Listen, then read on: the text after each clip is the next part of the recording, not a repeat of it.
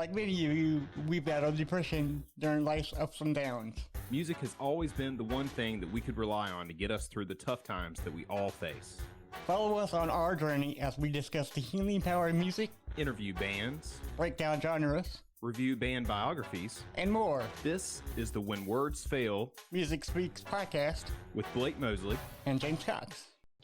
Hey everybody, welcome to When Words Fail Music Speaks podcast, where we fight depression with the power of music. But this time we have a great interview with us today. Let me tell you all about it first. Irin is a Christian hip hop artist, born and raised in LA, California, Los Angeles, California. Irin has been doing music for the past decade with one motive, and that is to minister to the hurting and give them hope. At age 30, shortly after his wedding, he unexpectedly lost most of his sight, becoming legally blind. Losing his sight has not stopped him from glorifying God through music. Now, as he fully displays walking by faith and not by sight, he aims to reach people that are lost or discouraged with his story that God loves them regardless of their circumstances. We're so excited today to have Irin on the show. Hey man, how's it going? Pretty good. How are you doing? Good. Yeah, good. And we have his lovely wife on with us today. Her name is Anissa. Yes. And so we talked about his bio. So is that fully up to date, or is there Yes. like all right, because sometimes almost 2 years ago. I'm 32 now. Okay, but nice. I'm 42, so we got a 10 years difference. So that's awesome. Yeah. Sure, you have the 10 years wisdom too. Oh God, no, dude, it's like some people say I'm a genius. I'm like, who are you talking about, man?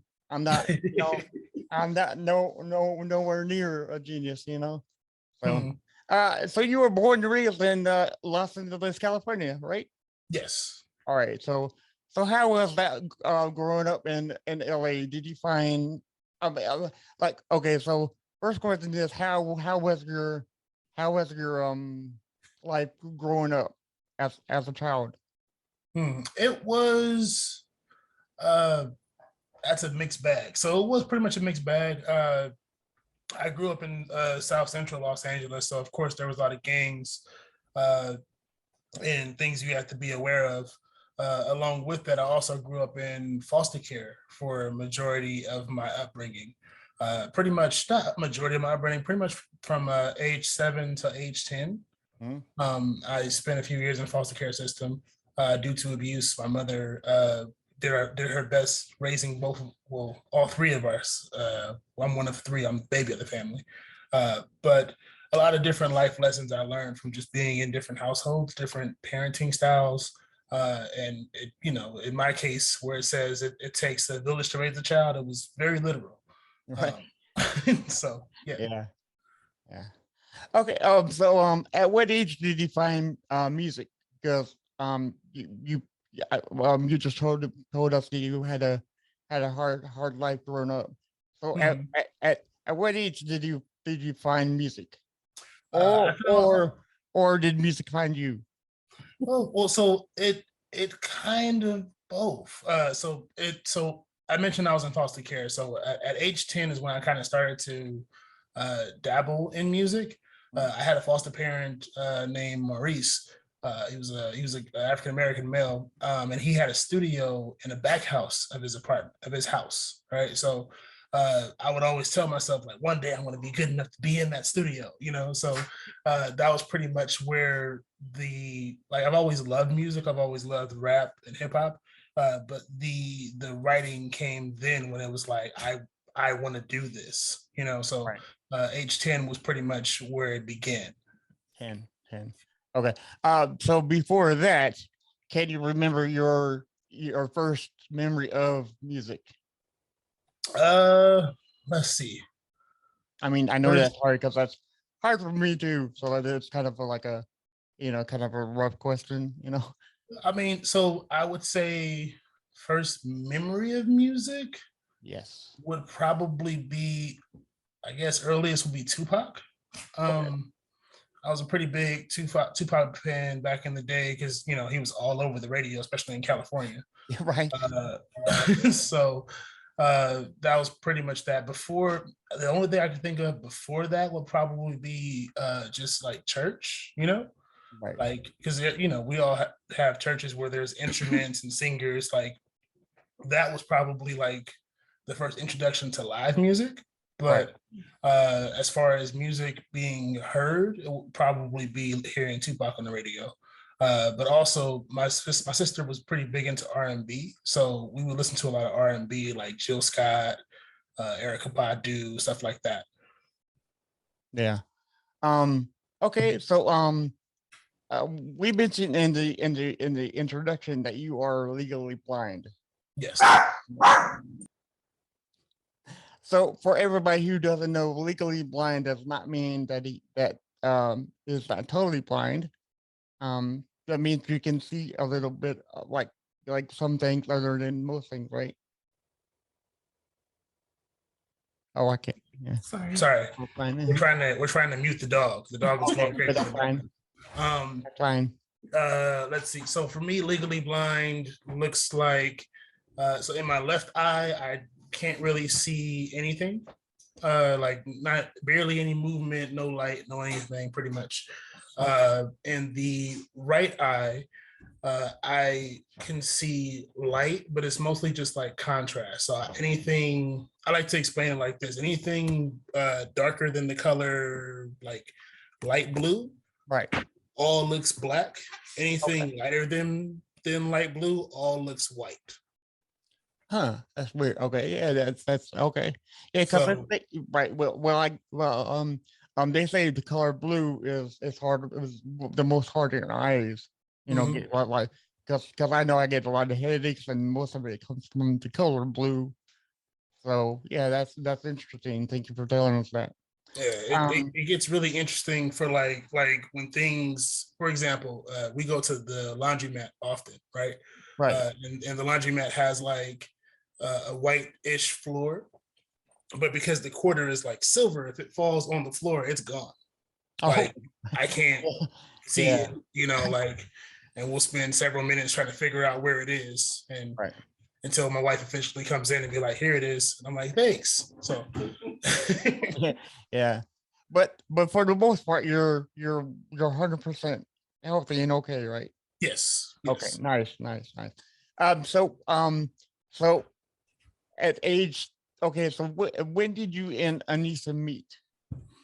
We met at 27. So 2017. Well, there's a story officially behind that, and if I don't tell it correctly, she'll get. Oh yeah, we better ask her then. Right. So we met unofficially, as I call it. In 2016, we did a show. We put together a show in a coffee shop in 2016, and a friend of mine invited her to the show. Now, in this showcase, I was pretty much in like administrative mode, so like work mode. So I'm like, the people who owned the facility was like, we're not going to charge you for renting the venue as long as you tell people to buy stuff at the cafe, and as long as you make sure you get everything back to where it was when you got here. So other than that, they would have to charge us. So in my mind, I'm like, I got to get all this stuff cleaned up and out of here before a certain time. And while I was focused on that, that's when she met me. Right. And my whole thing was just, she's like, "Oh, hey," I'm just like, "Hey," and I just keep going. And so it's like unofficially we met that day, but we met officially about a year later at a Christian poetry 2017 at a Christian poetry event called Rhetoric, and it was in Orange County, Orange County, California. So we met there officially in person, had a conversation, and from there he fell in love. From there, we followed each other on social media, and pretty much we started talking from there. And we became officially boyfriend, girlfriend in December 2017 and got married in July 2020. Hey, 2020. What is right? So I guess it's true when they say when you're not looking for anybody. Oh, there she comes, or there he comes, right? Yep. That's, Yeah. So, you know, my pastor would always put it like this. He was saying, he was like, when God puts you in a calling, that's when he brings the helpmate. You know, like when you look at back in the Garden of Eden, there was Adam doing in the Garden of Eden, doing what God told him to do. And in that he brought Eve. So right. with that, we focused on, you know, we were taught to focus on the call, you know, and for me, the call was music. Little did I know she would show up through music, but Nice. Well, those are two good things. You got any saying that the music has always been there with you, you know. yeah. Oh, that's awesome. So at age 30, though, like we said before in the introduction, at age 30, you got married in 2020, correct? Mhm. All right. So shortly after you went, you became legally blind. Yeah. So walk me through the process of like how long after y'all got married that you discovered, you know, something was wrong. So About 2 weeks. on the wedding day, my Oh, vision in my left eye started to fade. And we have video evidence of this. We did like a pouring of the sand ceremony at the Mhm. wedding, yeah. and I'm like completely missing where I'm pouring the sand into. Okay. And you know, we made jokes out of it and everything in the moment, but you know, it was getting to the point where it was hard to see out of the left eye. Right. To the point where we had to drive to our honeymoon, and I had to ask Anissa to drive in her wedding dress because I'm like, I don't trust me to get us both there safely at this point. Right. Yeah. So then we go to the honeymoon. We get back from the honeymoon. Pretty much the day after we get back from the honeymoon, I'm rushed into the ER. Mind you, he wore glasses already, Mhm. and so it was not something abnormal for him to have new glasses and them to not be working right. Yeah. So it wasn't something like that we thought it was an immediate need. It was just, Mhm. okay, your glasses are probably having you give a headache, as they sometimes do when you just get new glasses. Yeah. Or we were just too excited to be married. I don't know. Right. Yeah. Probably somewhere in between. Right, somewhere in there. But we pretty much get rushed into the ER. And mind you, this is during COVID. So she wasn't even allowed to be with me while I was Right. Oh man. So we, Yeah. you know, here we are, newlyweds, just Yep. off a honeymoon, completely separated for 2 weeks. And he's getting brain surgery. And I got eye surgery and a brain surgery. Yeah. And pretty much beyond that point, the diagnosis was, we're not sure. The good news is you're not getting any worse. The bad news is we're not sure how much better you're gonna get. Yeah, this was after a couple months, right? Yeah, that was the end diagnosis of October 2020. But Mhm. been dealing with this since August 2020. Yeah. Excuse me.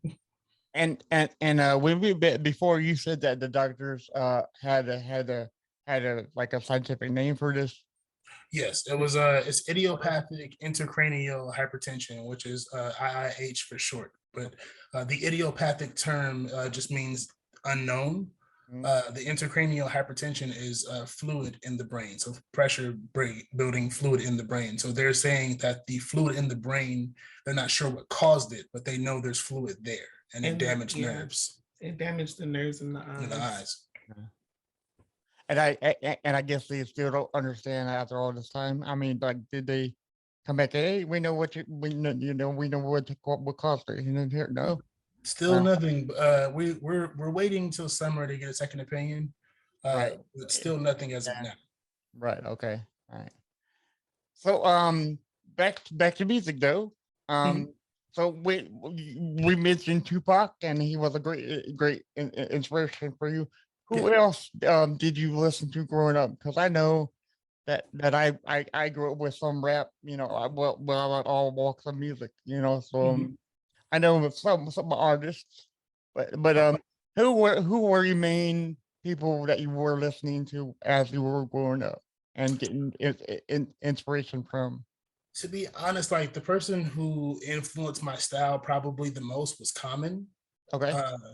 Common, I listened to a little bit of Biggie, a little bit of Nas, a little bit of LL Cool J. I never really liked Jay-Z.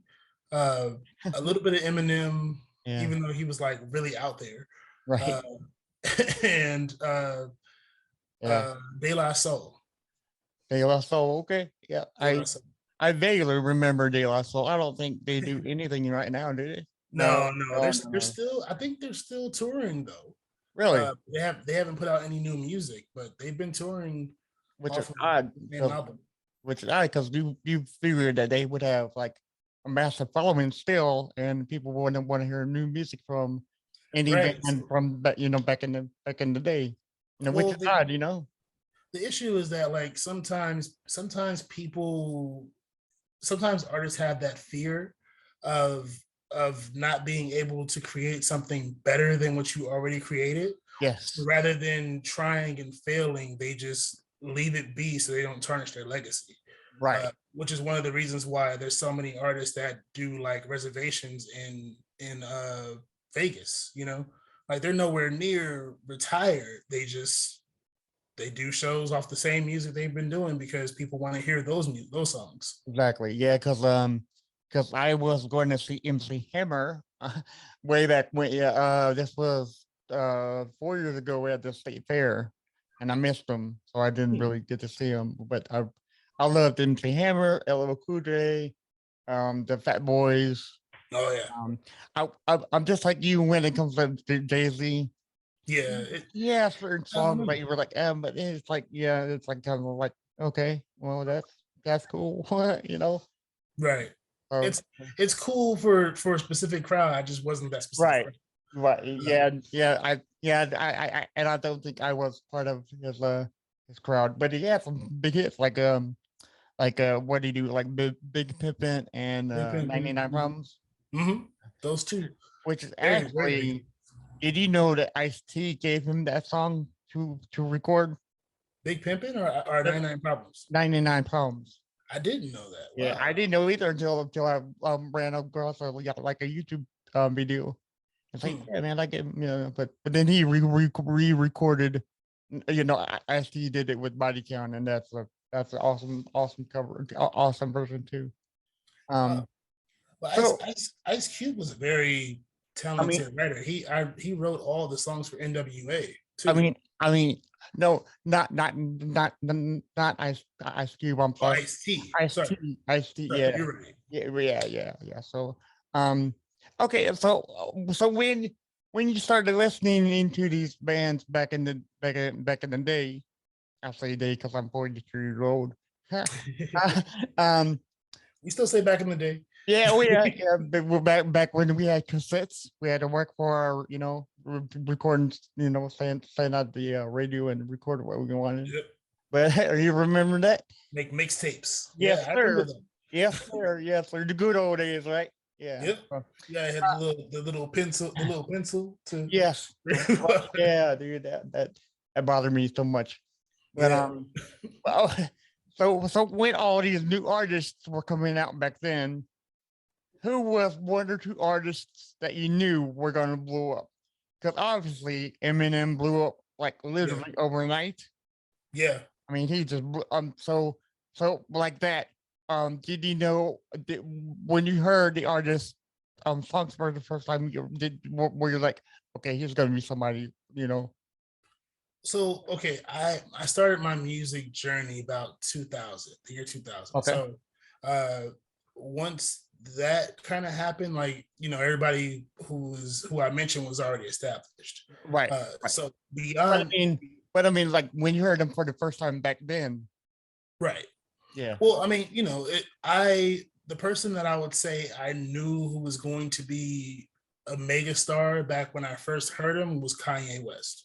Yes, Kanye. And I remember thinking that when I first heard the single he put out, Through the Wire, I was like, he has something different to what he's bringing to the table, Right.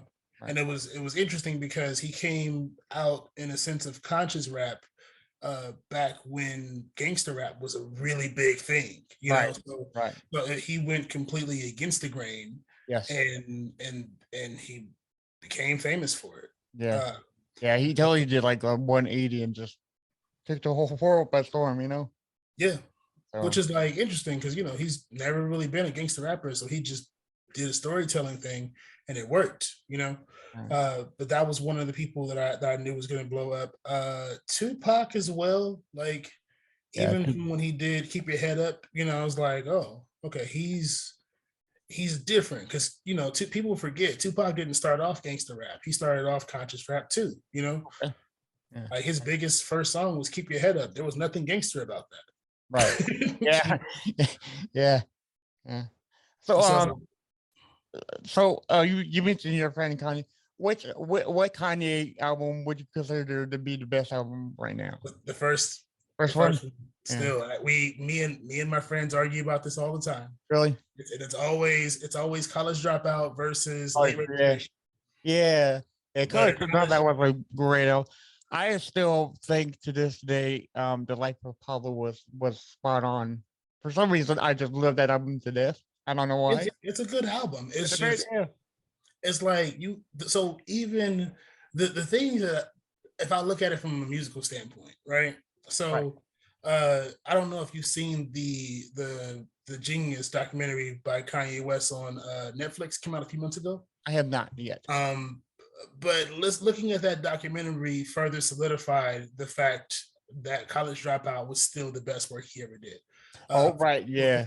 For one, he was recording without really knowing what to do, and still made hit records. Like if you listen to like when in a recording sense of an artist, there's something called a punch in, right? So what it means is like, say if I was rapping, say a certain amount of lines and I did it, but I messed up towards the end, what I would do is I would punch in before that part and then re-record that last part to make it sound better, right? Right. And you can hear it clearly that he's punching in the first album, but you still didn't mind it because of how great it overall was and how great the sound was and how unique the sound was. Right. Not to mention in that, and this is the last thing I'll say because we get on topic, not to mention in the Genius documentary, like I didn't know that they signed Kanye as a producer, not necessarily as a rapper. They didn't even give him his recording budget. So he was literally recording these songs, asking favors from people, like recording in Ludacris's house, recording in Jamie Foxx's house, recording in Scarface's house. He was just borrowing time from other artists just to get his work done. Right. Which is amazing. It's like there was just a different hunger back then. Like once he pretty much made it, it was like, I'm gonna just do this because I do this. Yeah. Not because I'm trying to make it. But once he was on that grind and trying to make it, it was a different Kanye. Yeah, another artist that just popped in my head that was a blow up by overnight was 50 Cent, I think. Yeah. I think he was mentored by Eminem, if I'm right, correct? Yes. And so I guess Eminem saw something in him, and he was right. I mean, the guy has like loads of great songs, you know. Yeah, again, that first album though was still the best. Right. Yeah. So, I've been listening into your album, The Details, which for everybody came out in 2021. Yes. For anybody who needs to know. But my first question about that record is what inspires you to write? So it, it's no secret that I'm a Christian, right. But it was one of those things where God was pretty much telling me to tell the story through music, you know. So forgive my dog; he wants to. Yeah, that's fine. But he was telling me to tell my story through music, and I didn't want to initially, because I became legally blind, and I was kicking myself for it. I was feeling like it was my fault, and to the point where like I didn't tell anybody other than like close friends and it's my family, basically, right? So here comes God telling me to tell my story through music, and I'm like, you want me to tell the world? Like, no, I'm not telling the world, you know. Nobody. Yeah. so Yeah. but pretty much he just pretty much gave me piece by piece by piece, and it pretty much just went from there. Like, so talking about, because I'm originally a part of a 3-man rap group called 11 Days Music. Oh, nice. So and I branched off to do this album because obviously they're not going to be able to really relate to talking about being legally blind. They're still on certain songs, Right. but Yeah. it was just like I had to go and do majority of it myself, which had to rebrand, and then the name change, because my name is Irin, that's my actual name, but Yeah. ironically, on streaming services like Spotify or Apple Music or wherever you want to go, like there's like 6 or 7 different people with the name Irin. So, right. in order for me to have my own artist page, I had to change the name, so I went Peace2Irin because it was already my Instagram name, but the name Irin means peace in Russian. So it's literally peace twice. Yeah. Nice. So, and that's pretty much where the name came from. But that was pretty much where the inspiration came from the album, because it was like, all right, this is just actively what I'm dealing with,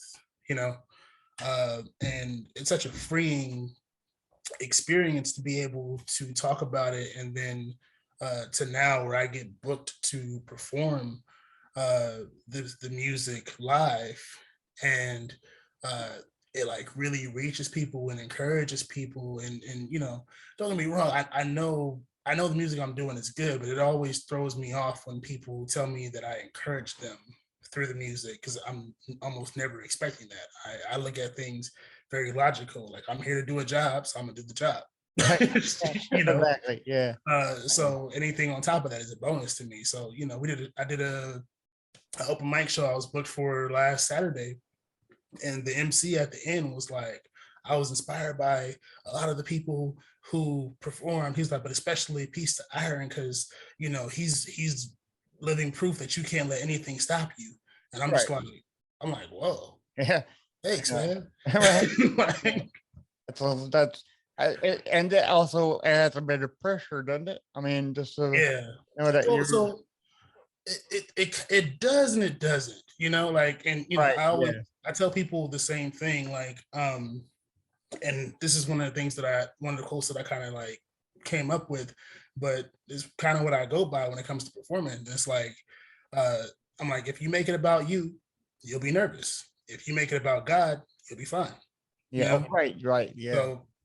So before I get on stage, like even with the pressure and all the stuff that's going on, I'm just like, all right, God, if you don't do it, it's not gonna get done, So that's how I look at it. Yeah. Where it's like, it's not about me. I'm the vessel, yes, but if you don't do it through me, then it's not gonna be done properly. So I put the pressure back on God, where it's like, okay, you have to deliver. Yes, I'm here, but you have to deliver through me. Otherwise, it's not gonna be a good show.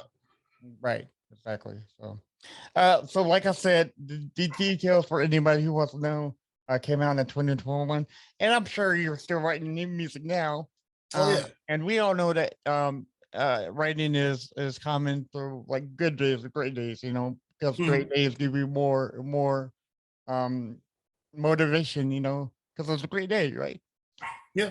But does a bad day also give you inspiration to write, even though you don't want to do nothing? Because I know, like some artists find like a bad day to write a good song. It is the same theory. Same with you. So yes. So it depends. So like if my bad day, when it comes to writing, I kind of live by this acronym that I created, which is, it's called RISE, and it's relate, inspire, serve, encourage. So it's like my songs have to fall into those categories. So Okay. if it's something that I'm going through that ends up being relatable to most, then yeah, I'll use that inspiration to encourage others, you know. But if it's just something that's sometimes if it's something that's singular to me, I usually wouldn't do it, which is one of the reasons why I didn't want to do the album The Details about being legally blind, because my mind was can't nobody relate to this, you know. Right. But to be surprised, like to my surprise, there's a lot of people that I know who are slightly having vision problems, Okay. and it ended up really encouraging and speaking to them because they were, you know, borderline depressed, thinking about, you know, what happens when this is it, you know, Right. and they're able to find encouragement through me still living my life in this situation, you know. Mhm. It's like life didn't stop. Right. Yeah. It always moves forward. Mhm. Always got to push forward. Uh, so I'm curious to know what your what your process of writing is, because some bands focus on the music first and then the lyrics, Okay. and vice versa. Which So one do you like do towards more, or like, yeah? more so than other, it's usually music first. Okay. There's been several instances where I would do lyrics first, but it kind of all folds. You can only do that when you have the right people to produce, you Okay. know. Okay. So it's like if you have the right people that you can trust with an idea in order to bring it to life, then Mhm. yes, you can start with lyrics. Okay. But for the most part, if you don't, then you're gonna have to, you know, start with the music first, and then Right. figure out where to go from there. Yeah. I guess it would be easier to do the music first, because you're like, okay, well, what fits this chorus line and stuff, right? Or Mhm. like I, Well, it's different. So like again, like I'm fortunate enough to have uh two producers that basically produce for me for free, oh, nice. because production is expensive. Yeah. Oh um God. Yes. but but but because of that, it's more of a okay, which one of these two can build out the idea first, you know. Right. So even like in the songs that I'm doing now, like though I'm starting with the music, it's more so it's not like I'm gonna just buy a beat. Where I'm at now is like, okay, I need to know who can create the feel that I'm looking for the inspiration of this song. Yes. And then I'll contact them and then let them know what I'm looking for. Sometimes I'll like go to YouTube and be like, I need it to sound something like this, you know? And Okay. then they'll hear it and they'll be like, I think this is what you're looking for, and they'll send Yeah. it back to me, and I can either be like, yes, that's what I'm looking for, or can you slow it down a little bit, or can you speed it up a little bit, or can you add this, you know? Right. And that's pretty much what happens. Like there's a song that I'm releasing this Friday, called Love for Real, and Oh, nice. it's for my wife's birthday, which is on Oh, Sunday. right. Um, and you know, that whole inspiration for that was I was trying to find a specific sound, and the two producers that I originally worked with, they weren't able to really create what I was looking for. So Right. I reached out to another friend of mine, and he was like, I think this is what you're looking for. And I'm just like, I like it. Can you slow it down? Can you slow the tempo down like a little bit? Yeah. He slowed it down, and I was like, can you slow it down a little bit more? You know, a little bit more. And I was like, that's perfect. You know, Yeah. so Yeah. and it came out a really good song. So, you know, sometimes again, it's one of those things where it's like if you have people you can work with, the music is the first step, but it looks different depending on who you're working with. Right. And it has to be the music too, because it's like endless opportunities to find out what works and what doesn't work. Yeah. And if something works and you take it out, it might still sound better or the same, or music is awesome. That's Mhm. So that's what I think. So I always advise people like who are getting into artistry, and as far as rapper, singer, poet, whatever you want to go for it. It's like always get the stems. Right. The Yes. stems are pretty much like the parts that, so like the stems is everything in the beat, but it's isolated. So it would be, you would have the drum, the snare drum, the bass drum, the kick drum, the piano, the guitar. It'll all be isolated, so you could lower or raise or take out certain parts that you don't want. Yeah. It just makes it better. It makes the overall sound better. Right. Yeah. It's it's actually funny that you mentioned stems now, because going back to Kanye, I Mhm. have you heard that he's releasing like a new album with just the stems or Really? something? Yeah. He's like selling it for like an ungodly amount of money. So I guess only certain people can buy it, or something. He's like Yeah, that's two probably why. It's a money grab. yeah. But I guess that works because because Kanye is a real good writer, and I mean he knows what's up, he knows what sells. So And he's a uh, great producer. oh yeah, fantastic. So yeah. Being in the business for 22 years, you said. Mhm. Have you picked up any secrets on like what not to do and what to do? And because I think you told me last time we talked, before this, that you signed with a record label, and before that you were fully independent, correct?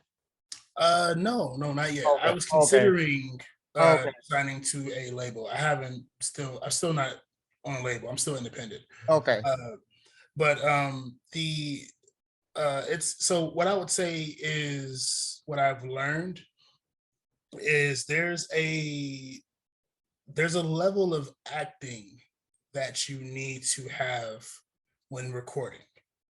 Right. Uh, Okay.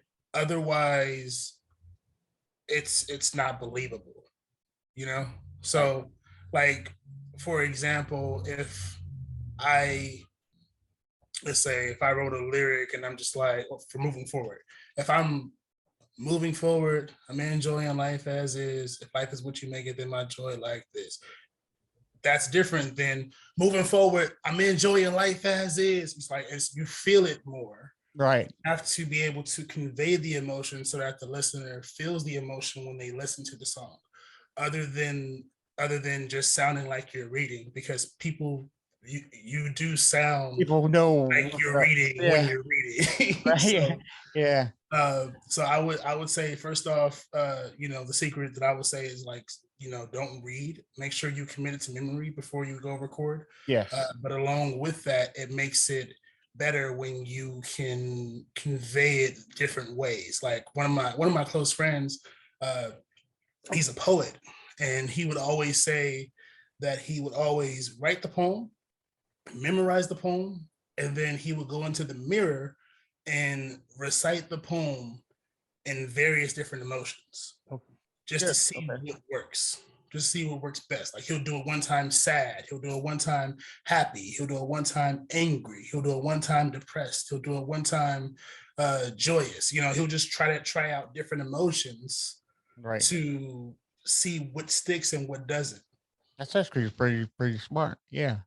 Mhm. Because you never know what is how a certain line that you read can motivate somebody who's listening. You know? Right. Yeah. Especially if you're talking about like a topic of, feeling sad, and you're Oh trying yeah. to wrap it sounding happy. Like, Right. that's That- yeah. Yeah. That's not gonna work, dude. Yeah. yeah. Cool. So we have two questions for you, and then we'll let you go on your way. Okay. Um, so after all, I'm sure you've heard countless music, you know, Mhm. depending on rap, rock, country, what have you, right? So Mhm. is there any guilty pleasures now? Any guilty pleasure songs that you still listen to this day? Uh, I mean, I don't really have any guilty pleasure. Like, I have, like, my wife will tell you, I have a very eclectic taste in music. yeah, Like, I can pull from anything and get inspiration. And I right, typically listen to everything from rock to pop to folk music sometimes, to scream. Like the one thing that I really just haven't really dabbled into like is country. Right. I'm not really big on country. Like there's like probably 3 country songs I like. Like, and that's it. Right. Yeah. But for the most part, I draw it's all about, like I mentioned, it's all about what makes me feel, Right. Yes. Like Yes. it can be a completely different genre that you wouldn't think I would listen to, and I'd be like, man, I love this song, like because it makes me feel a certain way. Like for example, there's a song called Riot by 3 Days Grace. It's a rock song, like heavy rock, and I like Yes. jam to it. They're I just love like, that. this Oh, is yeah. not Yeah. Yeah. yeah, they're like, this is not what I thought you would be listening to. I'm like, why? Right. Like, Yeah. like because I love the song, like Exactly. big 3 Days Grace fan, so just different genres of music. There, if I can say a song that's been in my head for 2 years now, like just because it made me feel the emotion they were feeling. It's a song called If the World Was Ending by forgot the name of the artist. I know it's featuring I forgot her name too, but the song was called If the World Was Ending, and it's just PJ Martin. That's his name. Okay. And it's a really good song, and it's a really they did it during a perfect time. It was like right at the height of COVID, Yeah. And it's a relationship based song. It's basically saying like, if the world was like, I know we had a past, I know we're not talking now, but if the world was ending, you come over, right? Right. And it was like, man, that's a deep song, like so. Yeah, I can really dig with that song. Yeah. Right. So Yeah. it's like, it's still to this day, it's like, man, the emotion they conveyed in this song is just deep, So stuff like that. And just like writing. To be honest with you, like the irony of it is that like I checked out of mainstream rap like 4 years ago. Right. Like, yeah. Kind of once it all kind of became like auto tune, that's when I was like, oh, okay. Well, okay, so yeah, like I kind of checked out it too, because to me, Tupac, Biggie, LL Cool J was like the jam back in the day, right? Right. And I don't think that these like you have like Little Pump and no, it's just there's only probably 4 rappers that I give credit to that are still doing it. One, Kendrick Lamar, yes, is top tier. Right. J. Cole is top tier. Yeah, yes. Then you got Drake, who when he decides to rap, right, is because Drake is basically this generation's LL Cool J. Like sometimes he raps, sometimes he sings. That's what it is. And if I was gonna give a 4th mention, I do like Rick Ross. Rick Ross is good. Rick Ross is good, but he's not as consistent as I would like him to be. Okay. Like for example, Rick Ross is more so like, I'll do an album and then I'll do an album with my crew. Oh yeah, you're right. Like the crew album isn't really great, but okay. Well, it's like dead on, right? Yeah. Yeah. Who I would mention Big Sean. Okay. Big Sean is actually a really talented lyricist who doesn't necessarily get his credit. But those are the 4 that I would actually make mention of, like, who, if you like actual rap and you want to listen to mainstream music, those 4 will be the key. But I, as a Christian rapper, I listen to a lot more Christian rap than I do mainstream rap. Lecrae, Eddie Mineo, No Big Deal. Those are like my key 3 in Christian hip hop. John Keith is good too. But so like if you want like actual lyricists, those will be where I would go towards rather than mainstream. Right. Going back to what you said about how music touches your soul in certain ways. My last question it's flawless that you mentioned that because my last question would be, yeah, could you tell me of a song or album right now that you can think of that means so much to you, but you can't tell your wife or me or your or anybody else how it makes you feel inside? It's so in depth with you. You just can't express it, how it makes you feel. Hmm. Um, I don't. So I can tell you this. I very seldom listen to full albums. Okay. But the last album that hit me was it's an album called Neverland 2 by Andy Mineo. Okay. And it's such a brilliant album in my opinion. So like he's Neverland, of course, you know, Peter Pan, right? Yeah, yeah. Lost boy, Yeah. boy who never Yeah. grew up. Right. But Neverland 2, the cool thing that he did was like the album is kind of narrated by this interview of his mom that he did with his mom, and his mom passed away like 3 years ago. So, and she's just talking about how he was growing up, and every song is pretty much themed based off of how he was growing up, and it's really deep, really intriguing. There's some songs that are like, you know, kind of like nod your head, dance to, but you know, pretty for the most part, it's like it's kind of melancholy, you know. Yeah. There's a song called Nobody's Coming, which is like it's one of the songs that hit me the most. And it was he just released it before the album, and now it's when I was like, I gotta hear this album. And he's not even really rapping on the song, he's kind of singing on the song. Right. But the lyrics hit me in a certain way because, you know, I grew up without a father, and he grew up basically like his father wasn't around, but he was there. So like his mom and his father separated when he was young. Right. Yeah. So, you know, he saw his dad here and there, but it wasn't really there. So, but the lyric, like the opening lyric to the song was like, I've been waiting for the day. It's like, I've been waiting for the day when my dad comes around, waiting on a moment when we hit the town. And then it all hit me last night. Nobody's coming. Mm. And it's like, it's deep. Like, you know, Right. Yeah. That. Yeah. like man, you know, like, but you know, to be able to convey that kind of emotion in the song is something that always intrigues me. I think it's because like I'm an audio learner, you know, Yes. fortunately.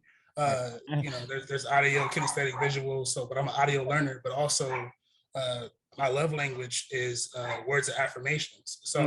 So lyrics mean a lot to me, you know. So it's like, so that's pretty much influenced how I listen to music as well. So it's like words mean a lot to me. So if the lyrics aren't usually speaking to me, I'm usually not listening, you know. Right. Yeah. And because of that, I'm very selective on what I listen to. But also, it's, you know, the interesting thing about my upbringing is I mentioned my sister would basically only play R&B. A lot of my music to this day is kind of still influenced by R&B, you know, even though it's rap. Yeah. So a lot of the melodies that I have in my songs are kind of R&B based, and I put them there specifically, you know. Yeah. Yeah. Nice. Nice. Um. So to all of our listeners, check out Iron on his album. The Details still available on all platforms. Got Yep. Spotify, Apple Music, Deezer. Is it on Deezer? Well, Yep. It's yeah, everywhere. everywhere. Either YouTube, wherever you get music, it's there. And I think we have a new album coming out. Maybe. I am in the midst of working on a new album. Nice. For now, there's 2 albums in the works right now. Oh, no, double time, one- right? One doesn't have a name, one does, but you know, because of it's a dual album, so I'm not sure when it will be released. Hopefully, sometime this year. If not, maybe Valentine's Day next year. The album is called Christian Love Songs. Okay, nice. And it's me featuring my friend Jamad McCoy, who was an R&B jazz singer. So we're just talking about what marriage actually is like. Okay, yeah. With permission from Anissa, right? No, right, of course. Yeah. She approves every song. That's good. That's good. Because wine central stuff. Oh yeah, I yeah. never But understood. I feel like there's not enough talk. I want to say glorifying is the wrong word. It's not About enough marriage. talk, pretty much painting marriage in a good light. Okay. Yeah. Like especially in hip hop. In hip hop, it's all about, well, who can I take home tonight? And it's not about I'm going home to my wife. Right. Like, yeah. so we're doing our best to paint marriage in a good light in this album. Oh, nice. Nothing but positivity for me, my friend. Oh yeah. Before we go, so we can get a hold of you on Instagram on Peace2Irin and Facebook, TikTok, and are you on like multiple? It's everything is Peace2Irin. So Okay. I have YouTube Peace2Irin, Facebook Peace2Irin, Instagram Peace2Irin. I don't have a Twitter. I don't like that place. Right. Yeah. That's hard to learn, too. Hard to Yeah, but I'm still getting the hang of TikTok, so we'll see where I can go. So the issue with TikTok for me is I would have to have somebody to run the TikTok. So like Instagram, I have Instagram and Facebook. I have a platform it's called Later. So it allows you to automatically post things. It allows you to schedule your post and stuff like that. So if I did TikTok, I would have to have somebody to actually run it. So I'm working on that though. I'm working on that. A lot of people hear my consistent rap videos and they're like, "You should get a TikTok." I'm like, "You should help me." Right. Everybody, we'll put you in also. Yeah. So I do honestly thank you for coming on the show, and I hope you come back and likewise. Maybe we can have you back real soon on something I have called Cover Wars. That's Cover Wars. Cover Wars. Yes, sir. Oh, okay. Yeah. I'm interested. I'm excited. Yeah. Well, okay. So let me tell you about it. Before we let you go, so Cover Wars is something that I got inspiration from my friend, and that's where we take one song covered by two bands and see which one we both like, or we can say I like this one better, and that's okay, Oh yeah. What I do is I get the artist or the musician's favorite song, because I'm like, they're not gonna like it if it's not their favorite song. Come on now, So okay. So yeah. So we would love to have you, and it can be any song you want to. Hey, I have no problem giving my opinion. So all right, good, because that's what it's all about. Yeah. I think everybody should express opinions, and I don't think you should be censored or shut down for them. Personally, right. But that's not the world we live in right now. Well, it's pretty bad. Cancel culture, unfortunately. Yeah. Yeah. So we're here to spread the joy and light. Yeah. Yeah, man. Thank you very much for coming on, and until next time, I will see you later. See you later.